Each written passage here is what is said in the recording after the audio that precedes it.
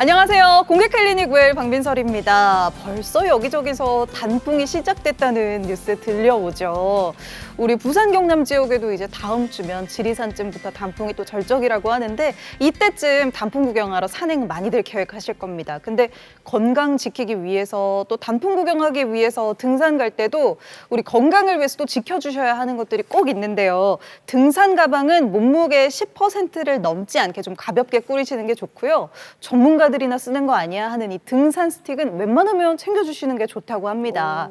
이게 하중을 분산시켜줘서 걸을 때도 도움을 주고 내리막에서 균형도 잡아주고 또 미끄럼을 방지해서 사고 예방에도 도움이 되거든요. 등산 스틱 하나씩 다들 챙겨가지고 우리도 단풍 구경 좀 갈까요? 그럴까요? 네. 저는 좀 다른 이야기를 좀 하고 싶습니다. 왜요? 네, 이 등산 가방 보면 말이죠. 이 등산 올라가기 전에 벌써 한 잔 싹 걸치는 분 이런 거 있거든요. 또 등산이 요새 한번 가보면 등산 초입에는 그 파전, 도토리묵 이런 파는 데가 좀 많기는 해. 그렇죠. 진짜요. 정상에 딱 올라가서 딱 한 잔 착 마시 이거는 정말 괜찮아. 근데 이거는 뭐 술을 마시러 산을 가는 거인지 그냥 이거 뭐 하산주 샀는 거 이런 걸 하산하기 전에 벌써 딱 이래 하면 야 이거 문제거든. 예? 음주운전만 문제가 되는 게 아니고 음주 등산도 이거 엄청 실이 문제입니다. 예? 그럼요. 이거는요 자기 혼자서 발 희딱 잘못 디디면 그냥 가는 기라. 그럼 또 헬리콥터 타고 내려가고 그게 뭔 짓이요. 그냥 잘 가서 땀 쫙 흘리고 무대 쫙 내려와서 그때 딱 한 잔. 저 아이씨 지금 가방에 소주 몇 병 들었네. 그냥 들고 가지 마. 그 길에 빨리 뺏어오마. 등산 가방은 그냥 가볍게. 알았죠? 네, 꼭 하산할 때 드시길 바라겠고요. 그리고 이제는 정말 일교차가 너무 심하잖아요. 그렇지. 그래서 등산할 때는 저 같은 경우는 되게 얇은 옷을 많이 껴입습니다. 그래서 추워지면은 조금 더 껴입었다가 너무 덥다 싶으면 또 이렇게 벗었다가 이게 체온을 유지하는 데 되게 좋은 것 같은데요. 이렇게 일교차가 심해진 만큼 해도 많이 짧아졌어요. 그래요. 안전을 위해서 미리미리 하산하시는 게 좋을 것 같습니다. 자, 이번 하산주 얘기가 나와서 하는 말씀입니다. 오랜만에 친구들끼리 어르신끼리 삼삼오오 모여가지고 산에 갔다가 2박 3일 동안 알아눕는 분들 많이 계시거든요. 그럼요. 네. 맞아요, 맞아요. 평소 체력이나 스트레칭 하지 않고 무턱대고 따라 나갔다가 이렇게 알아눕는 경우가 있는데 올라가시다가 약간의 내 몸에 좀 무리가 있으면 네. 바로 내려오셔서 병원에 가셔야 됩니다. 단풍 보러 가셨다가 골병 들 수는 없잖아요. 내 몸 내가 챙기자고요. 그럼요. 단풍은 그 주말에 뉴스에서 많이 보여주는데 건강을 위한 등산이니까 내 몸을 망치지 않는 선에서 기분 좋게 하셔야겠죠. 여러분들의 건강을 책임지는 공개클리닉 웰도 지금 시작합니다. 우리의 몸을 지탱하는 척추에 생기기 쉬운 디스크와 척추관 협착증. 누구나 한 번쯤 척추 질환을 경험하게 되는데요. 아픈 사람이 많은 만큼 척추 질환 수술에 대해선 말도 많고 궁금한 것도 많습니다. 척추 질환 수술해도 되는지 참아야 할지 고민만 깊어만 가는데요. 공개 클리닉 웰에서는 척추 질환의 치료법과 내시경 수술법에 대한 모든 궁금증을 풀어봅니다. 네, 정말 중요한 우리의 허리. 오늘은요, 이 척추 질환의 내시경 수술법에 대해서 자세히 알아보는 시간 마련했습니다. 오늘 함께해 주실 주치의 선생님 소개해 드릴게요. 신경외과 전문의 손병길 센터장님 어서 오세요. 어서 오십시오. 어서 오십시오. 반갑습니다. 반갑습니다. 네, 왠지 자세가 되게 반듯하신 것 같아요. 허리 펴야 돼. 네, 어서 오세요. 반갑습니다. 네, 안녕하십니까. 항상 환자분들의 통증을 말끔하게 제거하기 위해서 항상 고민하는 남자, 신경외과 전문의 손병길입니다. 네. 반갑습니다. 아우, 진짜 뭐 허리가 사실 주변에 안 아픈 사람이 없지 않나요? 지금 내 허리는 짱짱하다. 손 들어보세요. 없어요. 디스크 있습니다. 지금 아파요. 댄스 가수가 디스크가 있고요. 이렇게 네. 장군 역할을 그렇게 하신 분도 허리가 안 좋고요. 한 분은 말씀이 없으십니다, 지금. 이분은 뭐 원래 좋은 데가 없는 사람이고요. 이렇게 허리가 아픈 사람이 많거든요. 네. 실제로 허리가 아파가지고 병원에 찾는 분들도 좀 많을 것 같아요. 얼마나 될까요? 이 허리 질환 있는 분들. 정말 많으십니다. 오. 우리가 살아가면서 일생 동안에 허리 쪽에 통증을 경험하지 않는 분은 거의 없으실 거예요. 그럴 것 통계적으로는 같아요. 전체 인구의 약 80% 정도에서는 한번 좀 꼭 경험해 보는 것이 허리 통증이라고 생각하시면 됩니다. 그와 더불어서 허리와 함께 다리 쪽의 통증을 동반하는 경우도 많거든요. 남자분들은 약 40% 정도, 여자분들은 약 35% 정도에서 허리 질환 때문에 다리 통증을 유발하는 경우도 있습니다. 야, 80%라고 말씀하셨는데 우리 4명을 말하면 100%네. 참. 이렇게 많은 사람들이 고생하고 있는 척추 질환은 왜 생기는 겁니까? 이거 진짜 정말로 내 진짜네, 진짜. 어? 예, 요즘 지하철 가보시면 책임도 있으시지만 휴대폰을 늘 보시는 분들이 굉장히 많습니다. 안 맞아요. 보는 사람이 없어요. 네, 휴대폰을 보게 되면 결국은 목이 앞으로 많이 숙여지게 되고 허리도 앞으로 많이 구부러지는 그런 자세가 많이 생기게 됩니다. 또 직장 생활하시는 분들 중에서는 거의 대부분이 컴퓨터 작업을 많이 하시게 되거든요. 이런 생활 습관이라든지 또는 생활의 패턴이 예전과는 좀 많이 달라지셨기 때문에 이런 것들이 많이 발생하시는 것 같고요. 유전적인 이유라든지 또는 갑작스러운 외상이라든지 또는 반복적인 노동이라든지 이런 것들도 많이 연관이 있는 걸로 되어 있습니다. 그와 더불어서 요즘은 고령 인구가 점진적으로 많이 늘고 있는 추세입니다. UN 인권보고서에 따르면 이 2025년이 되었을 때 65세 인구가 전체 인구의 20% 이상을 차지하는 초고령화 사회로 우리나라가 들어가게 됩니다. 지금은 이미 고령 사회에 접어들으셨거든요. 그래 되다 보니까 척추질환 환자분들도 점진적으로 더 늘고 있다라고 생각하시면 될 것 같습니다. 그 옛날에 제가 그 쇼 TV 유랑단 이런 거 할 때 단장 할 때는요 네. 버스 같은 거 타면 참 내가 다 알아봤어. 할매들이 다 핸드폰이 없으니까 다 내쳐다보는데 요새는 이렇게 내가 스타가 돼갖고 말이야 우영우 나가고 난리가 나더라도 핸드폰보다고 내가 지하철 타도 알아보들 못해. 아까 지나가면서 알아보셨잖아요. 거기 서 있는 사람들만 알아본다. 그러네. 아이 왜 이러지 마. 저쪽 보지 말고 딱 타고 알아봐 줘. 알아봐 주세요, 제발. 네, 부탁드리겠고요. 그리고 우리가 척추 질환하면은 대표적으로 디스크랑 그쵸, 그리고 디스크. 척추관 네. 협착증 그렇지. 이 두 가지가 제일 가장 먼저 떠오르는데 이 두 질환은 각각 어떤 증상을 보이는 건가요? 가장 대표적인 퇴행성 척추 질환입니다. 우리가 흔히 알고 있는 디스크락 하는 거는 의학적으로 추간판 탈출증이라고 얘기하고요. 대개는 노동인구들 중에서 생산인구를 차지하고 계시는 30에서 50대 환자분들이 제일 많이 있습니다. 반복적인 노동이라든지 또는 외상으로 인해서 디스크 부위에 무리가 가다 보니까 디스크가 파열이 되는 경우가 많고 또 물렁뼈라는 것이 실질적으로는 뼈와 뼈 사이에 지금 보시면 이게 이제 척추뼈의 모형이거든요. 네. 이 뼈와 뼈 사이에 있는 요게 물렁뼈입니다. 노란 근데 거. 여기 보시면 요게 물렁뼈거든요. 네네네. 요 뒤쪽에 보이시는 요게 이제 신경이세요. 이 물렁뼈가 앞쪽에 위치를 하고 있기 때문에 앞쪽에 하중이 실리는 자세, 그러니까 앉아 있는 자세라든지 또는 허리를 숙이는 자세라든지 이렇게 되면 물렁뼈 압력이 가해지면서 뒤쪽에 있는 신경을 더 압박을 해서 증상을 악화시켜 주는 것이 추간판 탈출증이라고 할 수 있습니다. 그래 되다 보니까 네. 이런 자세에서는 통증이 더 심하게 오시는 거고 앉거나 서거나 또는 눕게 되면 척추로 가해지는 압력이 좀 줄게 되니까 증상이 완화가 된다고 할 수 있겠습니다. 그와 반해서 척추관 협착증이라 하는 거는 신경이 지나가는 통로 자체가 전반적으로 줄어드는 걸 의미를 하시거든요. 특히 허리 뒤쪽에 있는 황색 인대라 하는 부위가 서거나 또는 걸음을 걷게 되면 안쪽으로 이렇게 말려 들어가면서 신경이 지나가는 통로가 더 작아지기 때문에 신경을 압박하면서 증상이 더 악화가 되실 수 있습니다. 그러면 허리를 이렇게 앞으로 숙인다든지 앉는다든지 하면 증상 자체가 조금 더 완화가 되실 수 있겠죠. 그러면서 이제 척추관 협착증과 또는 추간판 탈출증의 증상의 변화를 이제 파악을 할 수가 있겠습니다. 그래서 어르신들이 약간 나이가 들수록 이렇게 점점 이렇게 지금 숙여지는 건가요? 자세가? 네, 연관이 있을 수 있습니다.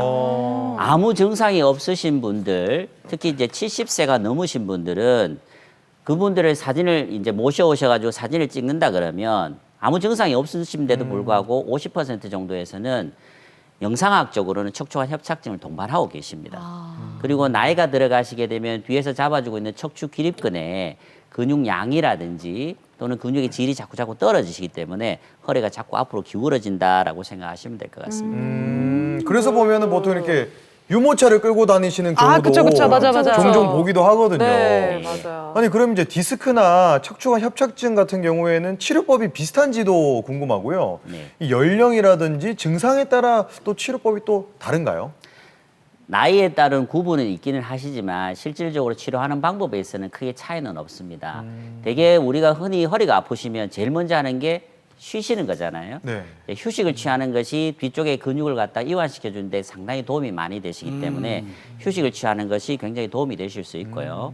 그와 더불어서 우리가 이제 감기가 들면은 감기약을 드시잖아요. 네. 마찬가지로 허리에 통증이 있으시게 되면 약을 복용하신다거나 물리치료를 하신다거나 그것보다 조금 더 침습적인 치료로 요즘 통증과에서 하시는 주사치료라든지 또는 그걸로 이제 통증 조절이 안 되시게 되면 시술까지 가는 보존적인 치료 방법이 있으실 수 있고 이러한 보존적인 치료에도 불구하고 통증이 계속 지속적으로 온다 그러면 수술적인 치료까지도 생각을 해보셔야 됩니다.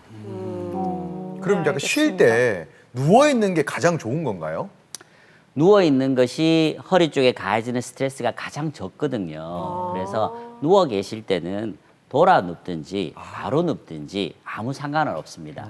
본인께서 편하신 자세로 누워 계시면 되고 대신에 엎드리는 자세가 허리로 봐서는 C자형 곡선을 만들어주기 때문에 좋은 자세라고 할 수 있지만 목으로 봤을 때는 목을 돌려야 되기 때문에 굉장히 좋지 않은 자세입니다.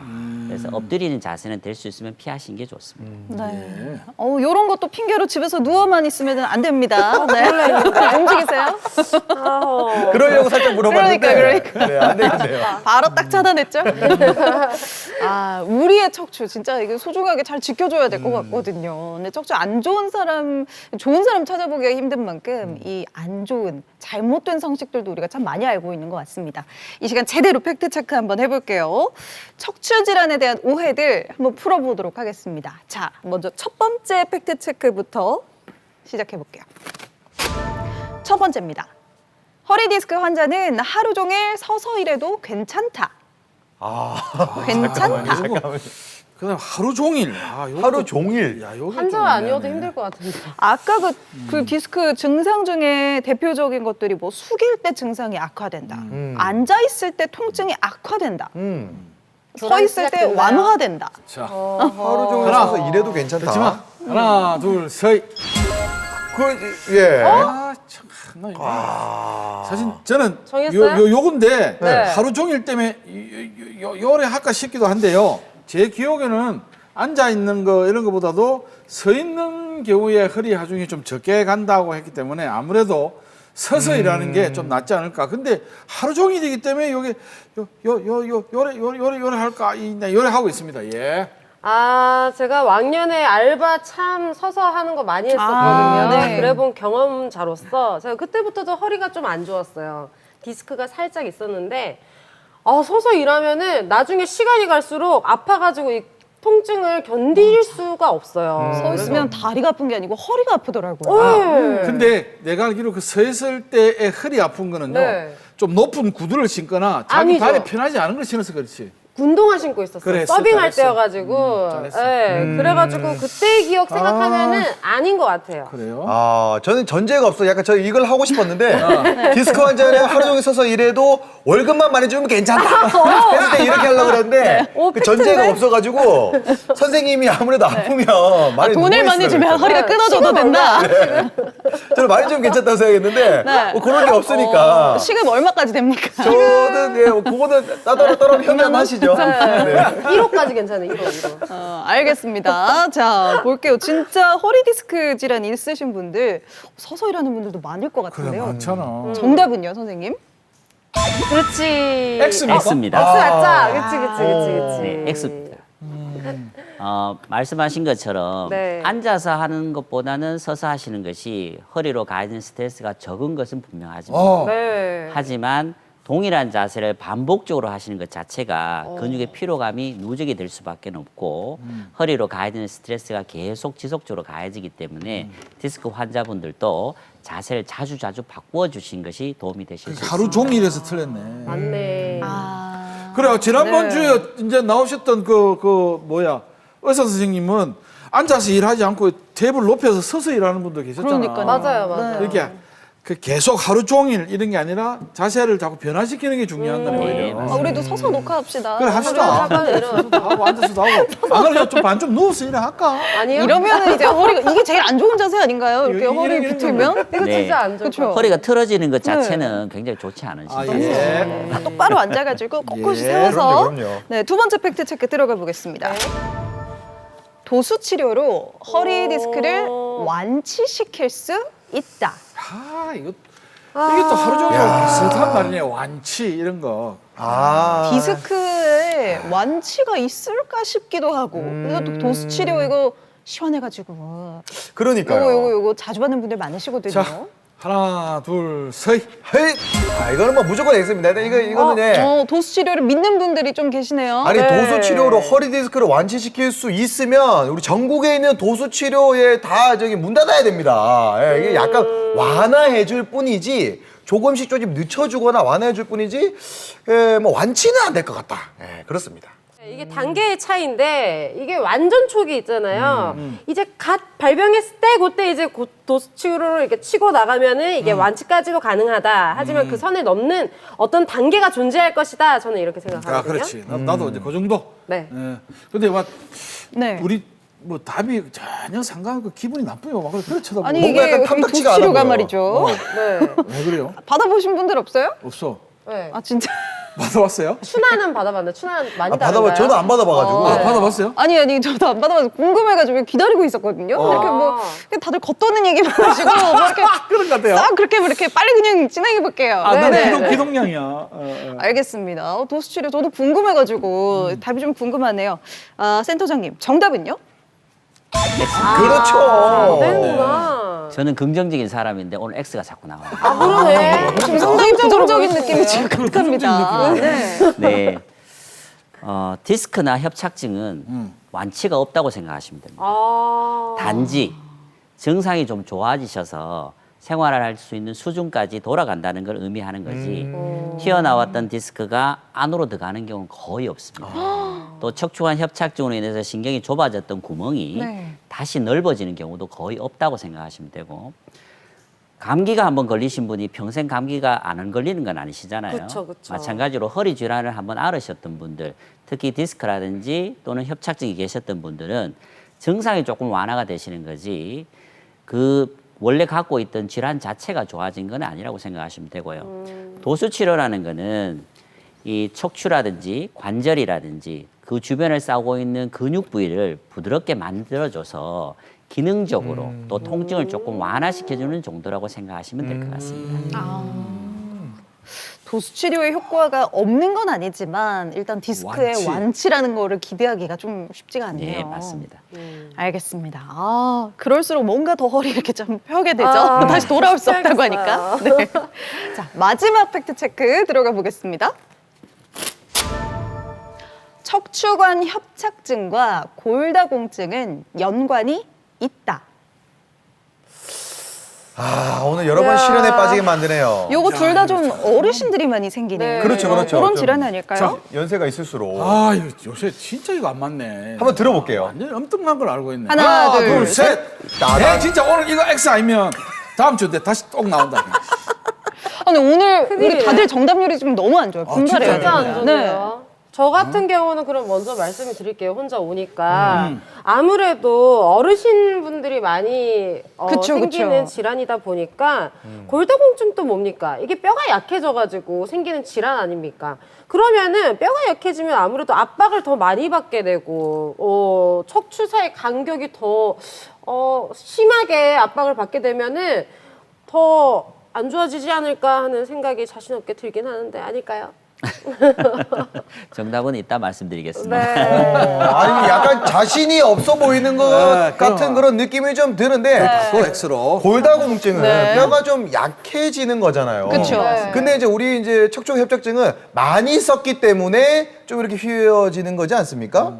그렇기 때문에 좀 성향이 좀 다른 것 같다. 선생님의 대답을 유도하지 마세요. 네, 선생님 좀 보고 있는데 의견을 일단 개진하세요. 네. 그래서 저는 X로 한번 들어봤습니다. 자, 척추관 협착증은 말이죠. 허리를 오래 써서 그렇고 여러분들 그 뭐 생생 뭐 이런 데 가서 이렇게 그 곰탕 이렇게 끓이는 거 보잖아요. 그러면 그걸 그 육수를 내게 해서 이렇게 뼈를 팍 삶으면 그 안에가 구멍이 송송송송해. 요런 상태가 골다공증이야. 그치, 그치. 그래서 골다공증일 때 내가 보니까 허리 뭐 발 뒤꿈치에다가 뭐 어떻게 뭘 이래 해서 그 안에 뼈 속에 뭐 이게 뭐 강하게 돼 있느냐 이런 걸 아는 거더라고. 그러니까 이거는 골다공증하고 척추관 협착증하고는 뼈 안에 있는 거하고 뼈와 뭐 사이에 뭐 이런 거하고는 이게 전혀 완전히 엄청 신이 다르네. 맞아요. 약간 결이 다른 느낌. 완전히 다르네. 네. 너무 확답을 하시는데 이러다 틀리면 어떡하시려고요? 다음 주 나와야지. 그러니까. 저도요. 네. 나오시겠지 뭐. 틀려도 다음 주에 꼭 나와서 또 예습 복습하고 예. 점점 나아지는 모습 또 우리 시청자분들한테 보여드려야죠. 근데 집안 오늘 이걸 맞추자. 아, 진짜. 자, 선생님 정답은요? 아이고야. X예요? 다행이다. 근데 뭔가 둘 다 노년기에 많이 생기고 뭔가 뼈에 관련된 질환이니까 뭔가 연관이 있을 것 같았거든요. 네. 근데 저는 그냥 X만이 아니고 이 설명도 X도 아우 맞죠? 퍼펙트 하십니다. 야. 웬일이야? 야, 이제 하산하십시오. 이제 하산주 드십시오. 아, 이거 맞고 못 나오는 거야? 네, 너무 많이 맞춰도 이제 또 하산해야 되거든요. 네. 그러니까. 골다공증이나 척추관 협착증은 나이가 들어가면서 빈도수가 분명히 많이 이렇게 늘어나는 질환들이 맞습니다. 예. 하지만 골다공증이 있다고 해서 척추관 협착증이 꼭 동반되는 것들이 아니고요. 골다공증 환자분들 중에서 압박 골절이 생기시는 경우가 있을 수 있습니다. 그런 분들은 골절편의 일부가 신경이 지나가는 구멍 쪽에 이렇게 박히면서 신경이 이렇게 눌리게 되면 척추관 협착증과 유사한 증상을 유발할 수는 있지만 골다공증 자체가 척추관 협착증과 동일하게 이 연관이 있다 이렇게 얘기할 수는 없겠습니다. 아이고, 한 야, 달 만에 한 번 우리 처음 맞췄네. 고인님 진짜 오늘 야 그동안 고생하셨습니다. 아, 마음고생 많았어요, 정말. 저 막걸리가 부탁드리겠습니다. 하산주요.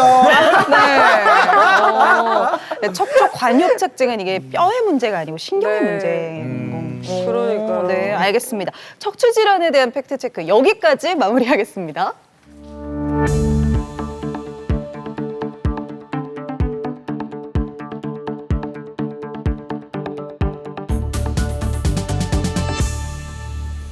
자, 선생님, 저희가 뭐 허리 지금 이렇게 팩트 체크도 마무리를 해봤지만 그래도 사실 카더라 중에 제일 많이 들어본 게 수술하면 안 된다더라, 칼 대면 안 된다더라, 맞아요. 함부로 병원 가면 안 된다더라. 네. 정말 많이 들어봤거든요. 진짜. 네. 실제로 뭐 허리가 좀 아픈 분들이 한 100명이 있다 치면 수술대에 오르는 분들이 얼마나 되는 걸까요?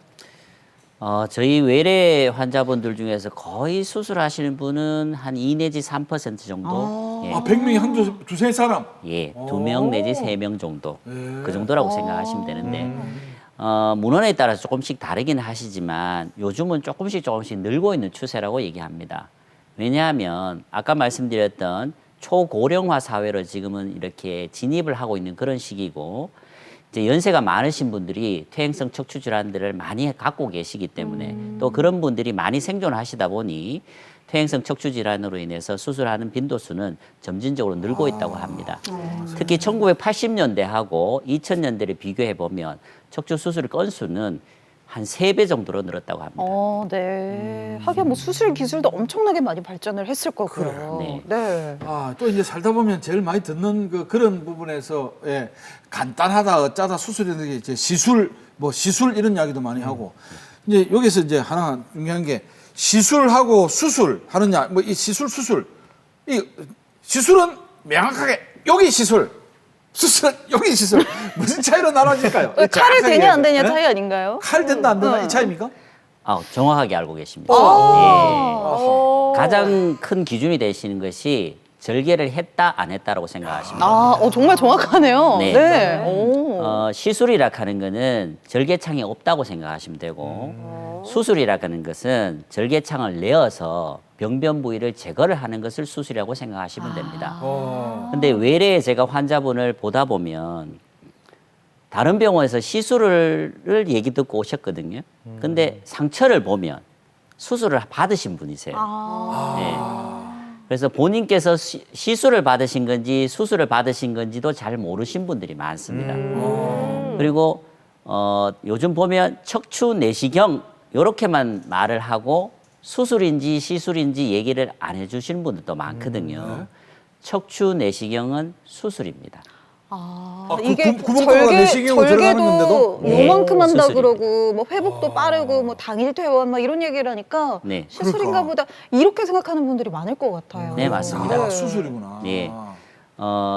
조금 명확하게 좀 구분을 해주셨으면 좋겠는데 그거는 저희들 의료인들의 문제일 수도 있는데 일단 내시경으로 수술하든 아니면 관을 넣어서 어떻게 하든 병변 부위를 제거를 하고 절개창이 0.5cm 이상이 된다 그러면 그건 수술로 보는 게 맞습니다. 흔히 말하는 시술이라 그러는 거는 주사바늘 특히 이제 굵은 주사바늘 넣더라 하더라도 아무리 주사바늘이 굵어도 0.5cm 이상 넘어가는 경우는 거의 없거든요. 네. 그렇기 때문에 0.5cm 이상 되는 창이 있다 그러면 그거는 수술로 보는 게 맞다고 생각하시면 됩니다.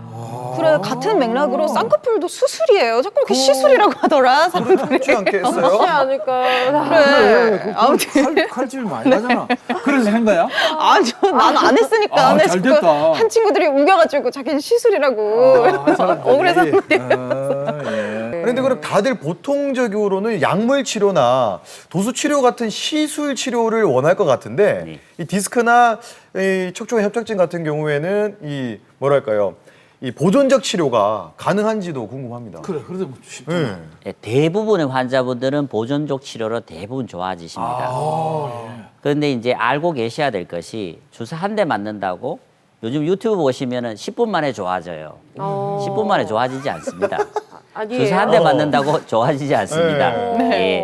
대개는 저희들이 이제 수술하기 전까지의 보존 기간을 4주에서 6주 정도로 잡고 있거든요. 대개 왜 그렇게 잡느냐 하면 디스크에 문제가 생기시는 분들이나 또는 디스크의 문제로 말미암아서 거기서 염증 물질들이 나와서 신경을 자극하는 급성기가 2달 정도 가게 됩니다.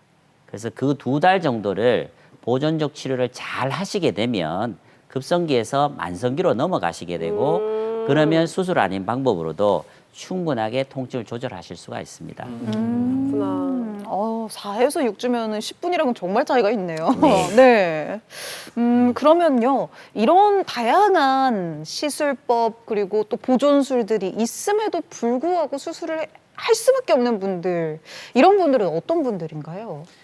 말씀드렸듯이 이런 시술을까지도 받으셨는데도 아, 예, 소방수가 와서 불을 끌려고 노력을 했는데도 안 되는 경우. 경우. 네. 그러니까 4주 내지 6주 정도의 충분한 보존적 치료에도 불구하고 환자분이 일상생활이 안 될 정도의 통증이 자꾸 오신다거나 4주는 안 되었지만 마비 증상이 점진적으로 진행이 된다거나 또는 하지 쪽의 근육들이 자꾸 말라가신다거나 발을 디뎠을 때 느낌이 없어지는 무감각 증세가 오신다거나 또는 내가 대변을 놓는지 소변을 받는지 잘 알 수가 없는 경우 또는 성기능에 장애가 오는 경우에는 반드시 수술적인 치료가 필요하다고 할 수 있겠습니다. 듣기만 해도 네, 심각해 보이네요. 네. 자, 또 그러면 우리 박명수 씨 그런 질문을 했지만은 이왕에 수술을 한다 하면 이제 이 내 몸에 좀 부담이 좀 적은 방법으로 수술을 하는 걸 이제 이왕 이제 옆집까지 번지는 불이라면 그렇게 하고 있어도 그런 방법은 또 다르게 있습니까? 퇴행성 척추 질환의 가장 대표적인 수술은 미세 현미경적 주간판 제거술이나 후공 감압술입니다.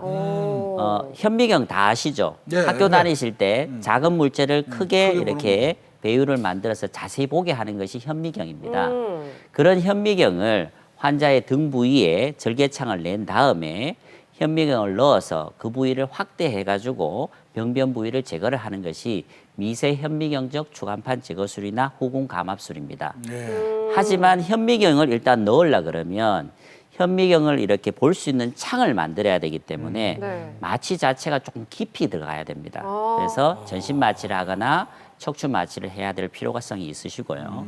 두 번째는 뼈에서 뒤쪽에 있는 근육 부위를 이렇게 벗겨내서 공간을 확보를 해야 되다 보니 근육 사이에서 피가 이렇게 많이 나오실 수도 있습니다. 그래서 이 출혈이 발생할 가능성도 있으실 수도 있고 또 세 번째는 절개창이 이렇게 공기 중에 오랫동안 노출이 되다 보니까 감염의 위험성이 상대적으로 조금 더 높으실 수는 있습니다. 그와 더불어서 이제 절개를 하다 보니까 피부 부위는 2 내지 4cm 정도를 절개를 하지만 실질적으로 디스크까지의 거리는 5 내지 7cm 정도 되거든요. 그러면 그 공간 안에 있는 근육 부위를 발겨서 해야 되다 보니 그쪽 부위의 통증이 상당히 남을 수가 있습니다. 그래서 수술한 직후에 환자분의 통증을 조절하기 위해서 입원한 기간이 상대적으로 좀 길 수가 있습니다. 거기에 비해서 지금 한참 각광을 받고 있는 척추 내시경 수술의 경우에는 네. 근육을 벗겨내거나 이런 작업이 없이 0.5 내지 1cm 정도의 창을 내고 그대로 안으로 들어가게 됩니다. 그러면 근육 사이를 그냥 벌려서 들어가는 거기 때문에 일단 출혈이 거의 없으시고요. 두 번째는 공간 자체가 내시경 하나만 딱 들어가면 되기 때문에 공기 중에 노출되는 부위가 거의 없습니다. 그와 더불어서 내시경을 갖다가 이렇게 깨끗한 화면을 유지하기 위해서 물을 계속 분사를 하면서 쓰게 되다 보니까 염증이 생길 확률이 상대적으로 많이 적다고 생각하시면 돼요. 그래서 발생할 수 있는 후유증이 상대적으로 적고 또 근육 자체에 인한 손상이라든지 또는 통증을 유발할 수 있는 그런 인자들이 상대적으로 적어서 환자분들이 척추 마취를 한다거나 간단한 수면 마취만으로도 얼마든지 수술을 진행을 하실 수가 있는 거죠. 그래서 입원하신 기간도 상대적으로 많이 짧아지실 수가 있습니다. 진짜 전신 마취를 겁내하시는 분들이 그쵸, 많잖아요. 그것만으로도 그거를 안 하고 수면 마취나 척추 마취만으로도 된다고 한다는 말 자체가 너무 반가울 것 같은데 그렇다면 이 내시경을 이용한다는 게 그냥 이렇게 내시경을 넣는다고 치료가 되는 건 아니잖아요. 아니잖아. 어떻게 그래서 뭐 자르고 쓰는 거예요? 갈고 막 이런 거. 그치.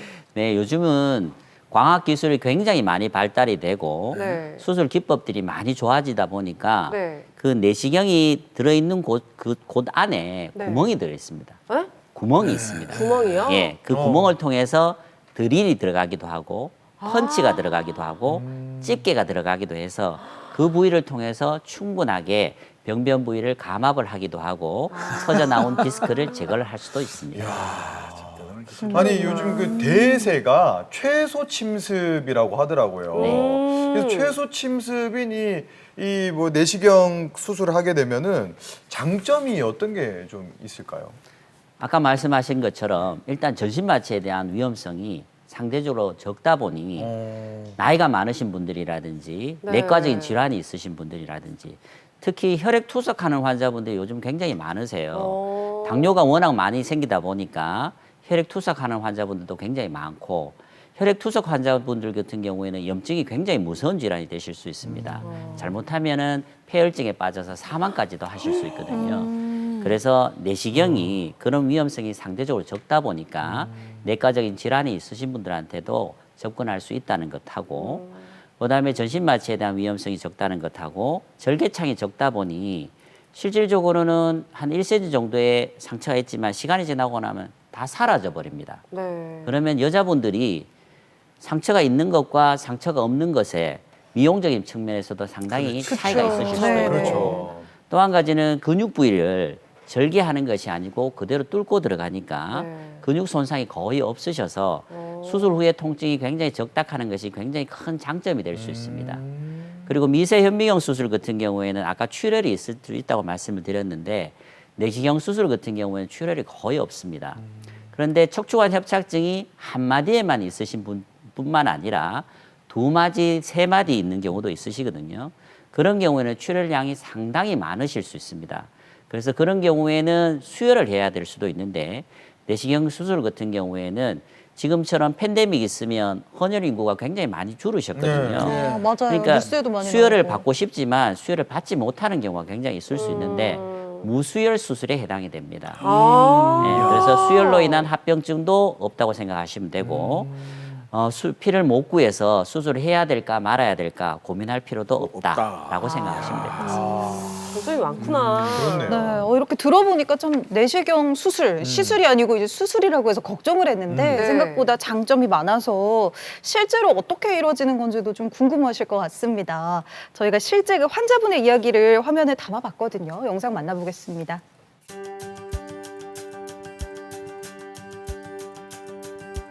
이번이 네, 이분은 이 허리 디스크 때문에 통증이 너무 심해서 화면 보이시죠? 통증 치료를 하시다가 네. 신경 압박이 심해서 결국 수술을 결정하신 분입니다. 어머니 어디가 지금 많이 불편하세요? 허벅지 바깥쪽으로 많이 아프세요? 뼈가 지리고 네. 시리고 따가고 아이고 뭐 너무 보이지도 아파서. 않고, 네. 보이지도 않으면서 그래 아파 너무. 네. 그때 여가지고 자꾸寧기를 먹고 그 치료하고 이랬기에 좀 낫습니다. 네. 어머니 그때 외래에서 설명드렸던 MRI 사진이고 여기 보시면 여기가 앞쪽이고 여기가 뒤쪽이세요. 여기 뼈가 있고 뼈와 뼈 사이에 물렁뼈들이 이렇게 있고 요 뒤쪽에 보이는 요게 이제 신경이 지나가는 통로시거든요. 여기 보시는 것처럼 신경 통로가 이렇게 넓게 보이셔야 되는데 사진을 보시면 여기 부위에 디스크가 이렇게 터져서 한 덩어리가 많이 올라가 있어요. 진짜. 네. 이래 되다 보니까 신경 구멍이 많이 좁아지면서 다리로 내려가는 신경을 많이 누르고 계세요. 그것 때문에 오른쪽 다리 쪽으로 엉덩이 쪽으로 통증이 심하다라고 생각하시면 됩니다. 어저께나 잘 해주세요. 네. 안 아프거라. 네. 알겠습니다. 내나 허리에서 이 다리가 여가 너무 땡기고 시력 아프가 일어서도 못하겠고 그래가지고 너무 아파서 그래. 처음에는 못 걷겠더라고. 너무 아파가지고 막 진짜 바닥에 또글또글 굽을 정도로 땡기고 막 이래가 진통제를 먹기 이래도 안 되더라고요. 나도 집에서 또 이게 뇌졸중이 받아가요 3년째 나거든요. 그 약을 내 먹고 이랬는데 무다히 이게 통증이어가지고 못 던져가지고 그래가지고 원장님 수술하고 나면 괜찮다 그때 살살 풀린다고 그래 얘기하더라고. 목소리에서도 고통이 느껴지는 것 같습니다. 또 걱정이 돼가지고 직접 또 찾아오셨네요. 오늘 수술을 하기는 하시지만 전신 마취하거나 이런 위험성이 없이 척추 마취하시고 아니 우리 선생님께서 우리 부장님이 설명을 너무 잘하셔. 잘해주세요. 우리 스튜디오에서도 그렇지만 그러니까 걱정 안 하셔도 될 것 같습니다. 잘 해주세요. 네, 알겠습니다. 잘 해주실 겁니다. 네. 드디어 이제 수술이 시작된 것 같습니다. 이제 척추 마취에서 내시경 수술이 이제 들어가는 거죠. 네, 아무래도 척추 마취다 보니까 이분처럼 고령의 환자분도 좀 더 안전하게 진행할 수 있는 장점이 있습니다. 딱 이제 그 구멍을 낸 내고 거. 딱 들어가는 어, 어버드돼 있는 디스크를 제거를 하다 보면 파셋 조인트하고 라미나가 프랙처가 잘 와요. 크게 본에 그 데미지 없이 제거할 수 있기 때문에 반대편으로 들어간다고 생각하면 돼요. 이분은 허리뼈 2번, 3번의 우측에 디스크가 있으시긴 하시지만 그쪽으로 들어가게 되면 척추뼈를 다칠 수가 있습니다. 그래서 왼쪽으로 들어가겠습니다. 이쪽 편에 있는 거는 신경이고요. 신경 아래쪽으로 지금 나풀나풀거리고 저쪽에 있는 거 저게 지금 디스크 터진 거거든요. 바로 옆에 신경이 있어서 자칫 잘못하면 큰일 날 거 아닙니까? 진짜 뚫리고 이 집중력 있는 필요할 수가 있네요. 맞아요. 저거 집게 같은 걸로 지금 끄집어내는 건가 봐요? 일단 화면으로는 커 보이는데 나왔습니다. 나왔다. 실제로 나오니까 좀 작아 보이네요. 수술 화면으로 잘 되게 커 끝나셨는데 보이는데. 우리 어머니께서 많이 편해지셨어야 될 건데. 다행입니다. 다행이에요. 네. 예, 수술한 환자분 같은 경우에 예전 같은 경우에는 저희 병원에 있는 미세 현미경을 이용을 해서 한 3, 4cm 정도 절개를 하고 전신 마취도 하고 그래서 수술 자체에 대한 부담감이라든지 이런 것들이 많았을 것인데 내시경을 이용을 해서 디스크 자체를 제거를 하다 보니 절개창도 훨씬 적고 환자분이 전신 마취를 하지 않으셨기 때문에 회복도 잘 되었습니다. 수술에 일단 들어가 보니까 디스크가 완전 파열되어 있는 상태셨었는데 신경에 손상 없이 내시경으로 디스크를 잘 잡을 수 있었기 때문에 별다른 문제 없이 잘 끝나신 것 같습니다. 잘 끝났다고 하니까 다행입니다. 벌써 이게 다음 날이 된 영상인데요. 좀 어떠실지 표정도 좀 밝아지신 것 같죠? 편하게 앉으시는 네. 아이고. 약간 미소가 좀 그죠? 네. 끝나고 내긴 그래 아프던 게 이거 일주일 동안 치료받고 이랬길래 좀 나도 수술하고는 지금은 모르겠어요. 하나도 안 아프고 기분이 어찌나 좋지만 너무 좋아하신다. 매주 조리하고 나면 이제 내 마음대로 댕기면 이제 뭐 그때야 뭐 기분 좋지만 안 죽고 어제 했는데 뭐 안 아픈 것만 해도 그러게요. 네. 진짜 그 실제 수술하는 걸 보니까 그 이렇게 허리에서 요만큼 절개해서 나온 디스크 조각 요만큼이 네. 이렇게 사람을 사람을 아프게 아프게 하는구나 싶어요. 네. 근데 실제로 저렇게 고령이시고 하니까 또 수술하면서 뭐 다른 합병증이나 부작용 같은 것도 좀 걱정하셨을 것 같아요. 네. 일단 제일 문제가 되는 게 염증입니다. 상처가 잘 아물으셔야 되는데 아무리 작은 절개창을 한다 하더라도 염증이 생기실 수 있거든요. 그러면 고령의 환자분이라든지 내과적인 질환이 있으신 분들은 2차적으로 폐혈증 같은 것이 빠질 수 있기 때문에 감염에 대한 위험성이 항상 존재한다는 것. 두 번째는 출혈이 적기는 하시지만 피가 어느 정도는 나시게 되고 그쵸. 그게 안쪽에 고이실 수가 있거든요. 그러면 피락하는 것이 이제 시간이 지나면서 어느 정도 덩어리를 형성하게 되면 꼭 디스크처럼 신경을 누르실 수가 있습니다. 그러면 그걸로 인해서 환자분의 통증이 다시 온다거나 다리에 힘이 떨어지는 경막 외 혈종카는 것이 발생하실 수도 있습니다. 세 번째는 저희들이 아무리 조심해서 또 집중해서 하긴 하시지만 이 오래된 병변 같은 경우에는 신경과 뒤쪽에 있는 황색 인대가 들러붙어서 이 신경을 싸고 있는 경막이 아주 얇아진 경우가 있을 수도 있고 유착이 심한 경우에는 그걸 제거하는 과정 중에서 경막에 손상을 받으실 수도 있고요. 무엇보다도 사실 제일 중요한 거는 숙련받지 않은 의사가 수술을 했을 때 완전히 감압을 하지 못하는 경우입니다. 한 4% 정도에서 완전 감압이 안 되게 되면 다시 손을 대야 될 가능성도 있다. 이런 것이 문제가 될 수 있습니다. 감압을 해서 수술을 진행을 하는 건가요? 네, 이 신경 부위까지 접근하기 위해서는 네. 일단 뒤쪽에서 창을 만들어야 되거든요. 네. 그 창을 만드는 과정 중에서 뒤에 있는 후궁이라 하는 뼈와 황색 인대라 하는 인대 부위를 제거를 해야지 신경 부위에 도달할 수가 있습니다. 네. 그거를 우리가 감압이라고 얘기를 합니다. 이렇게 또 수술 후에 주의점들도 잘 살펴봤는데요. 수술을 하고 나서 또 어떻게 재활까지 잘 하고 계시는지 이번에는 또 다른 분의 이야기를 만나보도록 하겠습니다. 화면 보시죠. 자, 이번에 만나볼 분은 어떤 분일까요? 일단 척추질환이라서 그런지 확실히 병원에 연세 든 분들이 좀 많이 보이는데 이분은 상당히 젊어 보이죠? 젊었는데? 우선은 뭐 허리를 제대로 숙이지를 못했었고요. 그 다음에 다리 오른쪽, 저는 오른쪽이 안 좋았거든요. 그래서 오른쪽 다리 전체가 저렸고, 뛰는 거는 거의 못했었고요.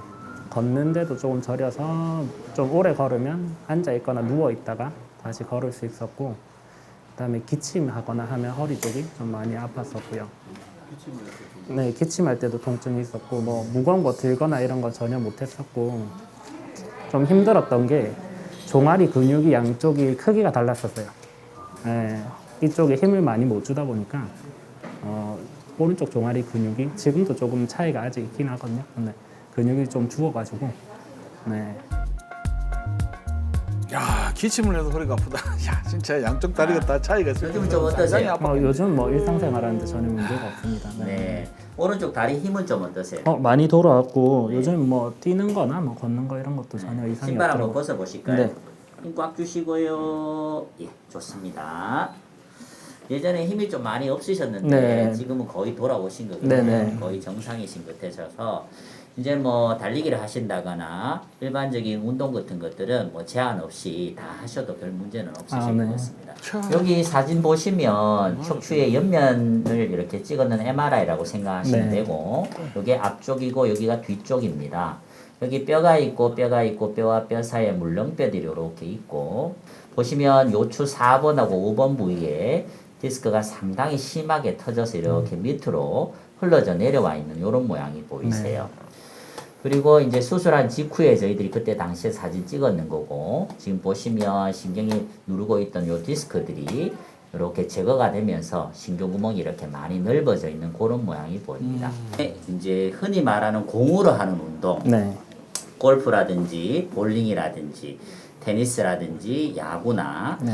축구같이 몸을 좀 많이 쓰거나 회전 운동을 많이 하는 운동들은 하시기 전에 충분하게 스트레칭 많이 하시고 하시면 하셔도 되긴 하는데 네. 실질적으로 그렇게 권하는 운동은 아닙니다. 그래서 그것보다는 아까 말씀드렸던 뭐 필라테스라든지 요가라든지 아니면 수영이라든지 술을 매일 먹는 사람이 간장약 일주일에 한 번 먹는다고 해가지고 간이 좋아지지는 않거든요. 마찬가지로 허리 질환이 계셨던 분들은 일상적인 생활할 때 바른 자세를 유지하시는 것이 운동을 열심히 하는 것도 중요하지만 실질적으로는 그게 더 중요하다. 그래 생각하시면 될 것 같습니다. 네, 알겠습니다. 그래서 지금은 허리 뒤쪽에 있는 이제 척추 기립근 또 이제 복부 주변에 있는 코어 근육들 이런 것들을 강화시켜 줄 수 있는 운동들이 향후에 디스크가 재발되는 것을 방지하는 데 많이 도움이 되시거든요. 네.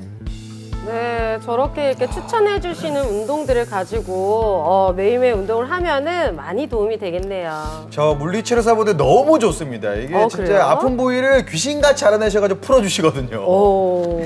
네, 아무래도 잘못된 자세나 습관으로 인해서 근육이 경직이 되기 쉽기 때문에 그걸 풀어주는 효과가 있어서 상당히 도움이 되실 수 있습니다. 야, 잘못된 자세나 습관 이거 제일 중요한데요. 저도 잘 안 돼요 평소에 진짜. 맞아요. 부분 여통 환자들은 코어 머슬이 상당히 약해서 네. 골반이 앞쪽으로 넘어오는 경우가 다수 있기 때문에 네. 앞쪽 코어 근육을 잡아주는 운동을 몇 가지 해보겠습니다. 네. 자, 양쪽 무릎을 11자로 굽혀주시고 그렇습니다. 조금 더 굽혀볼까요? 네. 이 상태로 허리를 양손으로 받쳐주시면 될 것 같습니다. 네. 그렇죠. 이 상태로 고개를 한번 들어볼까요? 그렇죠. 유지. 하나, 둘, 셋, 넷, 다섯. 내려오시고 한 번 더 해보겠습니다. 다시 쭉. 하나, 그럼 처음부터 막 윗몸 셋, 일으키기 뭐 이런 걸 넷, 할 게 아니라 다섯. 저렇게 차근차근. 한 번만 더 해보겠습니다. 이 상태로 한번 하실 따라해보는 때는 게 시선은 좋겠네요. 천장을 바라보시면 됩니다. 앞으로 왼발 뒤로. 그렇죠. 유지. 하나, 둘, 셋. 저 자세 어려운데요. 그래서 맞아요. 버드독이라고 합니다. 엎드린 자세 팔과 한번 반대 방향으로 해보시죠. 발을 들어서 지탱해주는 동작이 척추 기립근을 넷, 강화하는 데 도움이 되실 수 있습니다. 일단은 제가 처음에 허리가 아픈 거 수술하고 나서 어떻게 운동을 해야 될지 뭐 인터넷 찾아봐도 이 사람마다 다 증상이 다르니까 어떤 운동을 접해야 될지 잘 몰랐었는데 이렇게 병원에 와서 의사 선생님도 어떻게 운동하고 이 근육을 뭐 풀어주면 좋다, 늘려주면 좋다라고 체계적으로 알려주셔가지고 제가 여기서 도수 치료 받고 지금은 일상생활도 잘하고 있고 허리 숙이거나 굽히는 동작도 많이 좋아진 것 같아서 지금 체계적으로 잘 받아주시는 것 같아서 점점 좋아지고 있습니다. 타 병원에서는 진단으로 척추관 협착증이나 디스크라고 얘기를 듣고 사진을 갖고 오셔서 저한테 상담을 받으신 분들이 있어요. 또 어떤 분 같은 경우에는 사진은 찍으셨는데 자기 병명이 뭔지도 모르고 오신 분도 많으시거든요. 저는 일단 환자분이 제 진료실에서 나갈 때는 환자분의 정확한 병명이 뭔지 일단 환자분들한테 정확하게 병명에 대해서 말씀을 드리고 또 정확한 병명이 되게 되면 그 다음에 정확한 치료를 또 진행할 수가 있겠죠. 그래서 수술을 해야 된다고 말씀을 들으셨던 분들이 수술 안 하고 저한테서 이렇게 가실 때가 굉장히 크게 보람이 되기도 하고 또 입원하실 당시에 너무 아파서 꼼짝도 못 하시던 분들이 퇴원하실 때 저한테 너무나도 감사하다고 말씀드려 주실 때가 의사로서의 보람을 가장 느낄 때라고 생각이 됩니다. 와. 아니 근데 이게 어떤 수술이나 시술이든지 부작용을 좀 피하고 싶잖아요. 그렇죠. 근데 이제 어떻게 보면은 병원을 선택할 때 이런 기준으로 좀 선택했으면 좋겠다 이런 기준을 좀 알려주셨으면 좋겠어요. 내시경 수술은 시작된 지가 꽤 오래되었습니다. 1990년대에 한참 이제 시작을 해서 요즘은 굉장히 좀 많이 활성화가 되었는데 1990년대에 사용하던 내시경과 지금의 내시경은 많은 차이가 있습니다.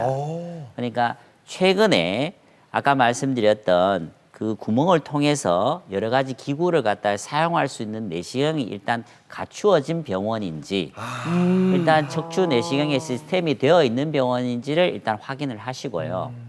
두 번째는 척추 마취를 전담으로 하실 수 있는 마취과 선생님이 계시는 병원인지 그치, 중요해. 세 번째는 수술 전이나 수술 후에 환자분을 잘 케어할 수 있는 내과 선생님이 계신지 마지막으로 재활 훈련을 할 수 있는 재활팀이 잘 가꾸어져 있는 병원인지를 확인하시고 병원을 선택하시는 것이 도움이 될 것 같습니다. 맞아요. 이런 것들 진짜 잘 기억을 해뒀다가 맞아요. 네, 메모. 알겠습니다. 이렇게 또 우리 허리 건강을 지키는 운동법에 대해서까지 잘 알아봤거든요. 여러분 운동 아마 따라하고 계실 수도 있을 것 같은데 계시면서 또 저희가 준비한 퀴즈도 맞춰보셔야죠. 카카오톡 플러스 채널에서 공개 클리닉 웰 검색하고 채팅방 들어오셔서 정답 보내주시면 됩니다.